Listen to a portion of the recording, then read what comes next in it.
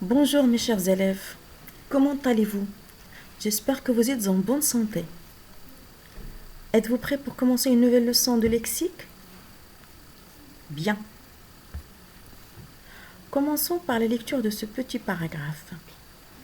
Certains parents quittent leur domicile pour aller faire des courses, remplir leur déclaration d'impôt, acheter un livre ou aller au cinéma. Voyons un autre paragraphe.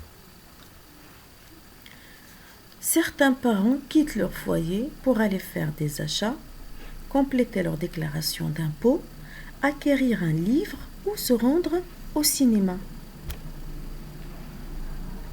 Après la lecture de ces deux petits paragraphes, les élèves, qu'est-ce que vous remarquez? Bien, que les deux paragraphes parlent de la même chose. Mais il y a des mots dans le premier paragraphe qui ont été remplacés par d'autres mots dans le deuxième paragraphe. Voyons ensemble ces mots-là.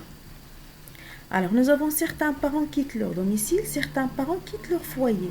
Alors, domicile ici a été remplacé par foyer. Bien.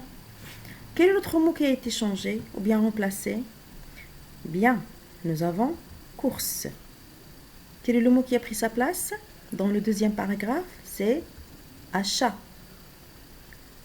Un autre mot? Oui. Remplir. Par quoi était-il remplacé?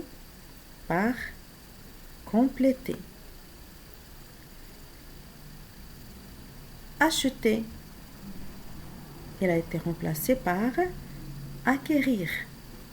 Et finalement, aller était remplacé par se rendre. Bien. Alors, quelle est la conclusion que vous avez compris, les enfants? C'est que chaque couple de mots a presque le même sens. Donc, comme exemple, domicile et foyer, ça veut dire la même chose. Course et achat ont le même sens. Comment on appelle les mots qui ont le même sens, mes chers élèves? Bien. Ce sont les synonymes. Très bien. Maintenant, prenons un exemple. Domicile et foyer. Quelle est leur nature grammaticale? Très bien, ce sont des noms. Remplir et compléter.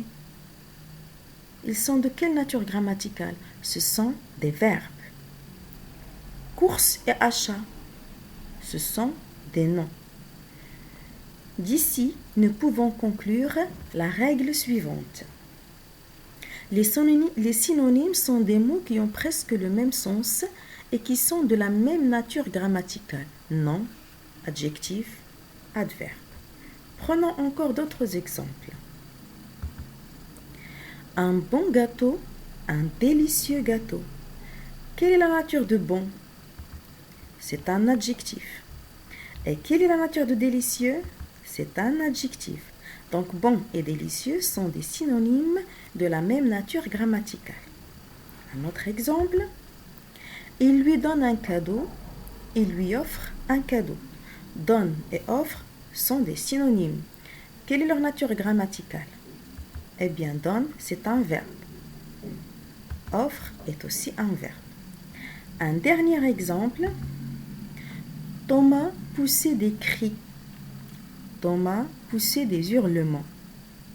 Cris et hurlements sont des synonymes. Quelle est leur nature grammaticale? Cri, c'est un nom. Et hurlement, c'est un nom. Parfois, un mot peut avoir plusieurs synonymes selon son sens dans la phrase. Ça veut dire un mot, il peut avoir plusieurs synonymes. Et ces synonymes-là, ils changent d'une phrase à l'autre selon le sens. Prenons l'exemple de bonne. Il faut trouver la bonne réponse. Quel est le synonyme de bonne dans cette phrase? Bien. C'est vrai, correct ou bien juste. Cette tarte est bonne. par quoi on peut remplacer bonne dans cette phrase? Bien, cette tarte est délicieuse ou bien succulente. Une bonne journée. Bonne ici peut être remplacée par agréable journée. Marie est bonne en sport. Très bien. Le synonyme de bonne dans cette phrase est forte en sport. Tu devrais prendre un pull. Prendre peut être remplacé par quel synonyme dans cette phrase? Tu devrais mettre ou bien tu devrais porter. Fais attention de ne pas te faire prendre ton sac de sport. Le synonyme de prendre dans cette phrase, c'est voler. Il ne faut pas prendre froid. Bien, le synonyme de prendre dans cette phrase est il ne faut pas attraper froid. Vous comprenez à travers ce petit exercice que un mot peut avoir plusieurs synonymes selon le sens de la phrase.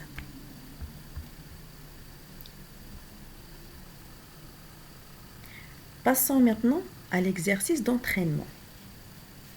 Vous avez l'exercice 2, page 78 du cahier d'activité.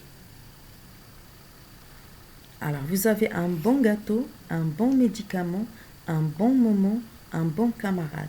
Et vous avez des choix. Vous devez mettre chaque mot dans sa place selon le sens. Vexant, triste, regrettable, malchanceux. Que tu as l'air malheureux. Tu as été malheureux au jeu. J'ai eu un mot malheureux. J'ai vécu une malheureuse histoire d'argent. Voici la correction de l'exercice d'entraînement, les enfants. Un bon gâteau peut être remplacé par un délicieux gâteau. Un bon médicament, un médicament efficace. Un bon moment, un agréable moment. Un bon camarade, un gentil camarade. Que tu as l'air malheureux, que tu as l'air triste. Tu as été malheureux au jeu. Ça veut dire que tu n'as pas gagné. Tu as été malchanceux, tu n'as pas eu de la chance. J'ai eu un mot malheureux. J'ai eu un mot vexant, ça veut dire qui fait mal. J'ai vécu une malheureuse histoire d'argent. J'ai vécu une regrettable histoire d'argent. C'est le moment de l'exercice d'application, mes chers enfants. Dans chaque phrase, remplace tête par l'un des synonymes proposés. Visage, vie, au début, esprit, bête. Le troupeau de ce fermier compte une centaine de têtes. Dans la rue, j'ai rencontré plusieurs têtes connues. Au travail, il avait la tête ailleurs. Dans cette course, le pilote a risqué sa tête. Dans le défilé, les majorettes marchent en tête. Bon courage les enfants.